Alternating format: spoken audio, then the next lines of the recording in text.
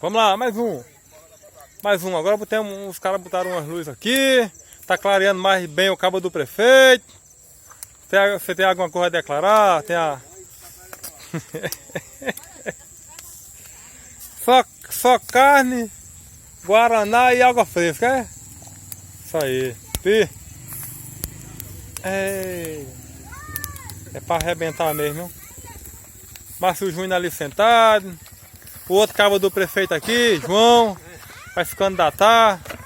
José não quer nada da vida não. José já tá com. Você quer uma latinha de cerveja.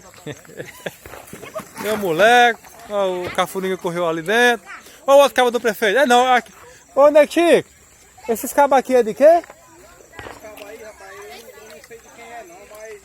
Não é, como é lá o nome do patrão dele? Cai Paixão. Cai Paixão, ela ficava de Cai Paixão, meu filho. Ali, dona Raíssa. Ó, o cabo aqui. Dá um oi aí, meu parceiro. Diga assim, joinha, vou beber já uma já. Vai beber já um refrigerante? Vai beber um refrigerante já? Isso aí. Comer uma carninha. Pronto. Olha. Filha de Isabel. Lá a Giovana. Pera aí, já vou aí. Giovana. Rita Pitão tá lá pra dentro, depois vê. Isadora. Cabeça baixa. Tá minha nega. Você pra aparecer, você e Cacioto. Ixi, Maria Titi. Meu moleque. Ângela. Pi, a doidona. Pi. Vai pra lá. Aqui ficou clarão agora. Olha, clarão, ficou bonito. Né? Ficou show de bola. E a fogueira continua. Daqui a pouco vamos soltar uns tracos, umas bombas. Vambora. Deixa eu ver ali onde tá. Eita! Vida Pitó!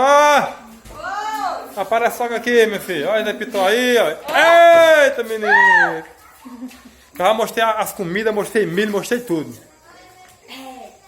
Mostrei tudo. E já postei no YouTube. Tamo junto. Daqui pra lá nós faz outro, meu filho.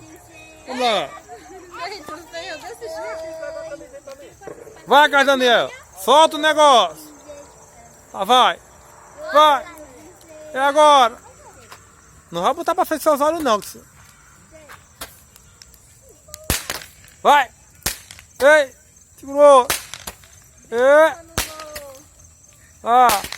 Vai. Vixe, Maria, viu?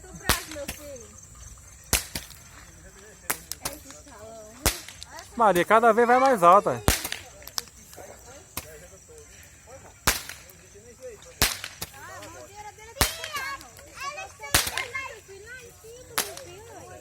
Acabou? Pronto.